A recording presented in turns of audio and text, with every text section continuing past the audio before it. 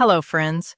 There are 5 bills that come out of your money in retirement, and if you are 65 or older, there is a real chance you are legally exempt from at least one of them right now.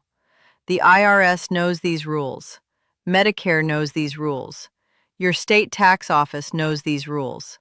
And the single biggest number on this list is $24,348. That is real money from real programs exposed over time.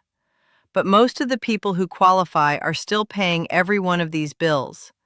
Not because the exemption does not exist, because none of it is automatic, and nobody told them to file. 5 bills. I am going to go through every one. Hello, friends. Now, not every one of these is a low-income program. That is the first thing I need you to hear. At least one item on this list catches people who are comfortable, who filed clean returns, who thought they were doing everything right, and they were still overpaying. So grab a pen. I am going to walk through all 5. Mark the ones that apply to you because at least one of these is likely yours. And one more thing before we start. Nothing on this list starts by itself, not one. The rules behind these 5 items shift. Income limits change, state deadlines move, and no agency individually notifies you when a window opens or when a form updates. That is what this channel tracks. If you are not subscribed, you are relying on someone else to catch it for you, and that someone may not exist. Subscribe now and let's get into it. Before I count them down, I want to talk to 2 groups of people watching this right now. The first group is the comfortable retiree. You have a pension or savings or both. You assume anything labeled senior relief is means tested down to a level that doesn't include you. You are wrong about at least one of these, and it is not a small one. The second group is the fixed income retiree. You are watching every dollar. You assume the programs that would actually help are reserved for someone worse off, or that you already looked into it and didn't qualify. You are also wrong about at least one of these, and the one you are wrong about may be the biggest number in the entire list. On every single item, I will tell you exactly which group it helps most. No guessing. And stay with me all the way through, because the last one is a bill most seniors think is carved in stone. For the right household, it can disappear completely. Let's go. Number 1. The federal tax on your Social Security. Here is the misconception. Most retirees assume that if Social Security is coming in, some of it must be taxable. That is not always true. For some of you, the correct amount of federal tax on your Social Security benefit is 0, and it has been 0 for years. Here is how it actually works. The IRS uses a formula from publication 915. You take half of your Social Security benefits, add your other taxable income, add any tax-exempt interest, and that gives you what they call combined income. If that number stays below the base amount for your filing status, none of your Social Security is taxable. Not some of it, none of it. The base amount for a single filer is $25,000. For married filing jointly, it is $32,000. If you are married filing separately and you lived with your spouse at any time during the year, the base amount drops to 0, which means up to 85% of benefits can be taxed. That is the danger case, and it catches people. Above those base amounts, up to 50% or 85% of your benefits can become taxable, depending on how far over you go. But below them, the answer is 0. Now, who does this help most? Both groups. If you are on a fixed income and every dollar of that Social Security check matters, unnecessary withholding is money leaving your hands for no reason. And if you are comfortable with modest pension or interest income, you are often the person who assumed Social Security must be taxable when it never was. Here is where this gets real. A viewer wrote to me about her situation. Margaret, 71, outside Louisville, Kentucky, retired librarian. She had Social Security of $2,050 a month and modest interest income. She was still having 7% federal tax withheld from her Social Security through Form W-4V, even though her combined income stayed under the $25,000 base amount for a single filer. That is $143.50 every single month. Over a year, that is $1,722. Over 3 open tax years, that is $5,166. She may have never needed withheld at all. $5,166. Sitting with the IRS because nobody told her to run the worksheet. Here is what you do.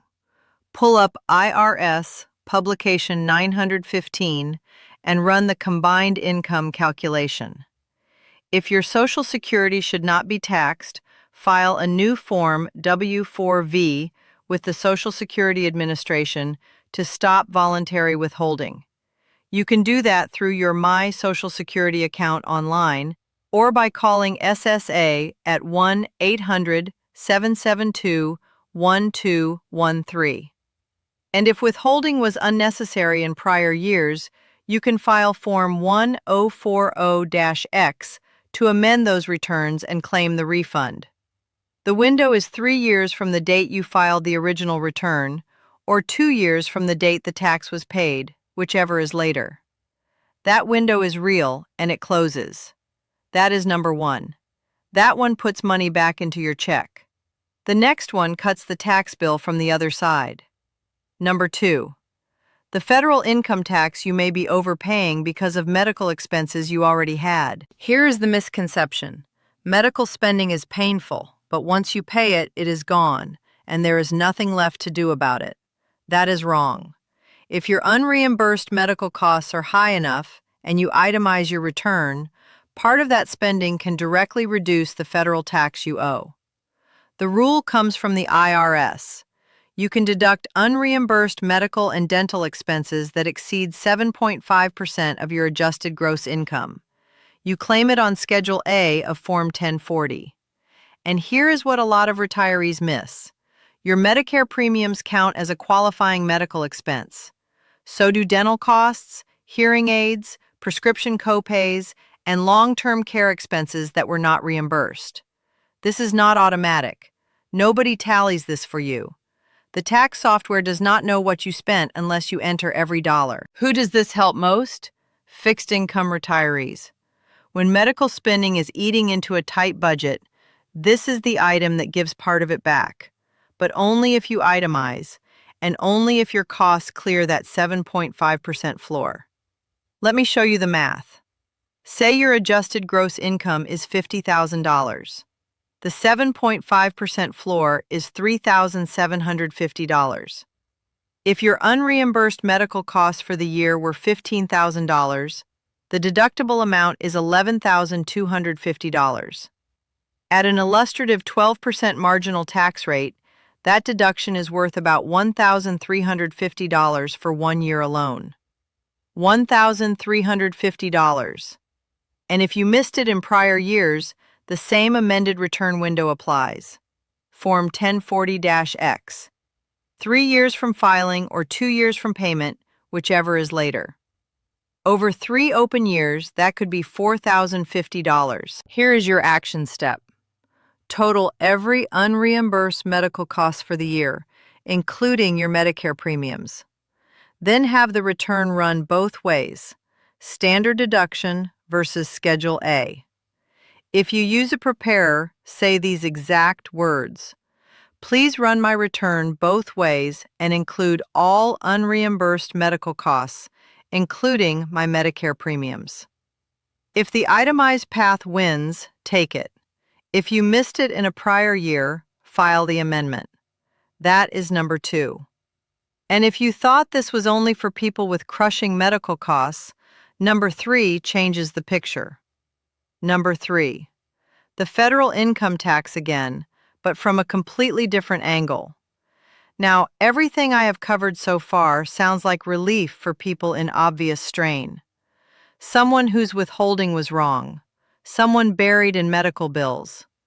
Number 3 is where a comfortable retiree finds out the IRS left money on the table too. I need you to hear this one carefully. Here is the misconception. If a deduction exists and it is real, your tax software or your preparer already handled it. Maybe. But there are two layers here, and a lot of returns only catch one. The first layer is the additional standard deduction for age. If you are 65 or older, the IRS gives you a higher standard deduction than a younger filer. For tax year 2025, the standard deduction is $15,750 for a single filer and $31,500 for married filing jointly. On top of that, the additional amount for being 65 or older is $2,000 if you are unmarried, or $1,600 if you are married or a qualifying surviving spouse. Most software catches this. Most preparers catch this. The second layer is newer, and this is the one that slips through. For tax years 2025 through 2028, there is a temporary enhanced senior deduction of $6,000 per eligible individual. A married couple filing jointly with two qualifying spouses can claim up to $12,000. This is reported on Schedule 1A of Form 1040. And here is what makes it unusual. It is available to itemizers and non-itemizers. You do not have to choose. But it phases out. If your modified adjusted gross income is above $75,000 as a single filer, or above $150,000 filing jointly, the amount starts to shrink. Below those lines, you may get the full amount. Who does this help most? The comfortable retiree.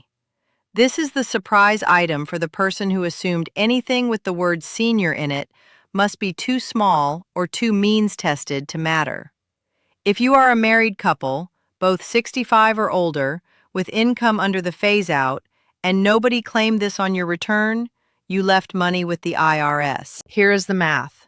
Take that married couple at the full $12,000 temporary deduction. Add an illustrative 12% marginal tax rate. That is $1,440 in 1 year. This provision runs from 2025 through 2028. That is 4 tax years. $1,440 times 4 is $5,760. $5,760 for a deduction that does not claim itself. Here is your action step. Before your next return is filed, confirm both layers. Say this to your preparer. Before we file, confirm both my age-based additional standard deduction and whether I qualify for the temporary senior deduction. If you file your own return, look for Schedule 1A in the Form 1040 instructions and check your modified adjusted gross income against the phase-out. The temporary provision runs only through 2028. The clock is already moving. That is number 3. Once you see that the IRS is not doing this for you automatically, the next question is what your state has been collecting anyway. Number 4. Your property tax. Here is the misconception. If your county had a senior break on property taxes, they would have told you. They would have applied it. You would know. No, in most places they do not tell you and they do not apply it for you. The bill arrives at full price until you file the right form with the right office. This is not a federal program. This is state and local relief, and the rules change depending on where you live. But the pattern is the same almost everywhere. There is a program. It has an age requirement, an income limit, and sometimes a home ownership or residency rule. And it is almost never automatic. How many people miss it? The AARP Foundation says more than 9.3 million older adults on limited incomes may qualify for property tax relief in this country. Only about 8% apply. 8%. That means for every person collecting this relief, there are roughly 11 more who could be and are not. Who does this help most? Both groups. If you are fixed income, property tax is one of the bills that can push you out of a home you already own free and clear. And if you are comfortable, you are often the person who never thinks of yourself as someone who qualifies for a benefit, so you never ask, and nobody at the county office comes looking for you. Let me give you a concrete example. A man I heard from could have been any homeowner in this situation. Daniel, 74, Erie, Pennsylvania, retired machinist. He owned the home he lived in and assumed the property tax bill was just the bill. His income landed in Pennsylvania's rebate range, but nobody had enrolled him. Pennsylvania runs a property tax and rent rebate program.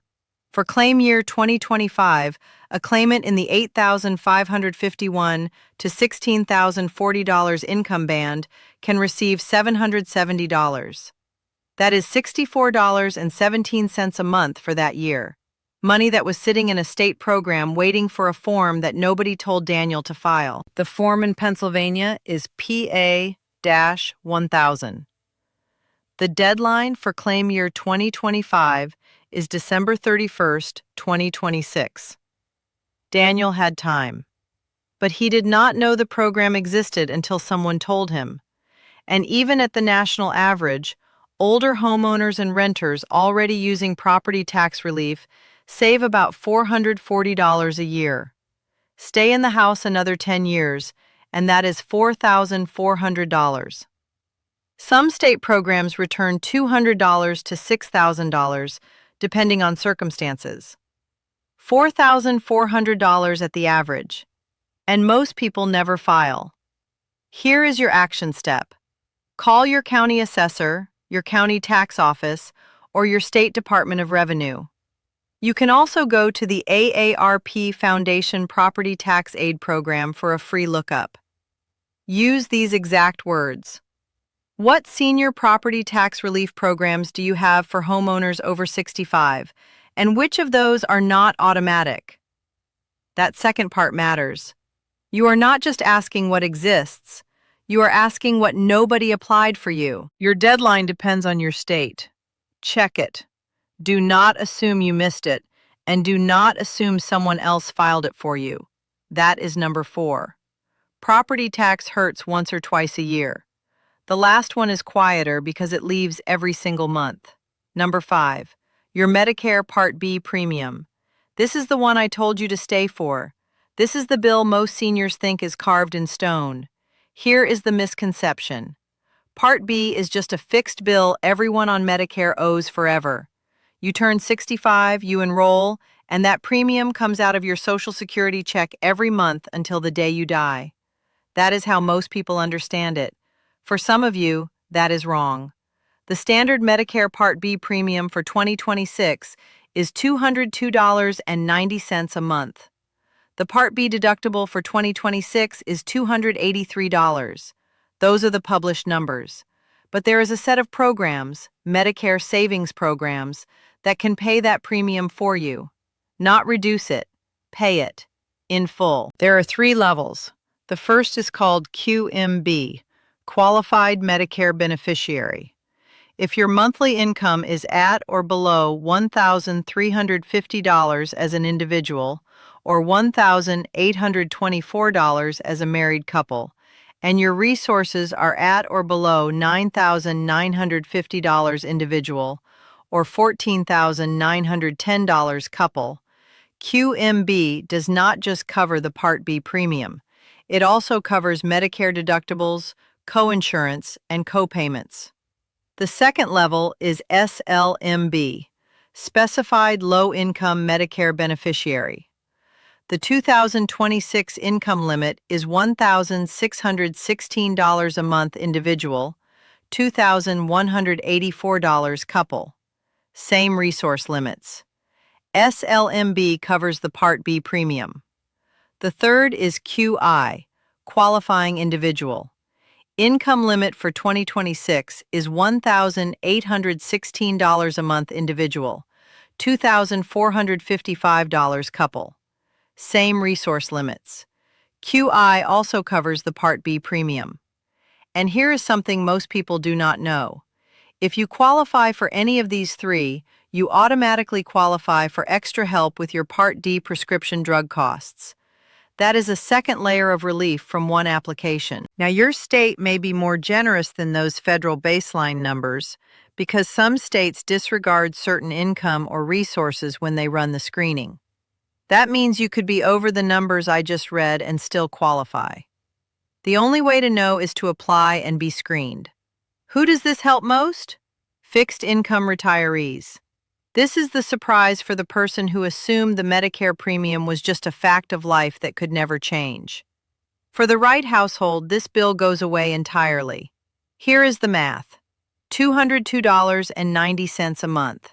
That is $2,434.80 a year. Over 10 years, that is $24,348. $24,348. That is the headline number for this entire video. And it starts only after you are approved. Nobody at Medicare calls to tell you about this. The premium keeps coming out of your check until you apply, get screened, and get approved. And for QI specifically, you must apply every year. QI is first come, first served, with priority given to people who had it the year before. That is a real deadline, and waiting costs you real months of premiums. Here is your action step. Go to the Medicare Savings Programs page on Medicare.gov or contact your state Medicaid office directly. Say these words: I want to be screened for all Medicare savings programs, including QMB, SLMB, and QI. Do not just ask about one, ask about all three. Let the screener tell you where you land. That is number 5. And that is the list. So, here is the full picture. The Social Security tax that may be zero once you run the actual IRS worksheet, with Form W4V to stop the withholding, and Form 1040-X to get back what you already overpaid. The medical spending that can still cut the tax bill if it clears the 7.5% floor on Schedule A. The senior deduction rules, 2 layers deep, that can lower federal tax even for a retiree who thought they made too much, claimed on Form 1040 and the new Schedule 1A. The property tax relief your state or county will not apply for you. One phone call to find out what you are owed. And the Medicare Part B premium that a Medicare Savings Program may pay in full, $202.90 a month, one application through your state Medicaid office. The IRS does not rerun your Social Security worksheet for you. The tax software does not know every medical expense unless you enter it. The extra senior deduction does not claim itself. The county does not usually file your property tax relief form for you. And Medicare does not stop the Part B premium until you are approved. Every one of these rules is published. Every one of these programs exists, and every single one of them requires you to take the step. Being legally entitled to relief and actually receiving it are 2 completely different things. The gap between them is information. Before you go, I want you to picture one person, a parent, a neighbor, a friend from church. The widow on your block who is over 65 and owns her home. Share this with that person, not because they are struggling, because the odds are very good they are paying at least one of these right now for no reason at all. And no one at any agency is going to knock on their door and tell them. One share. That is all it takes to put this in front of someone who needs it. Subscribe, share this with someone you know who is over 65, and I'll see you in the next one.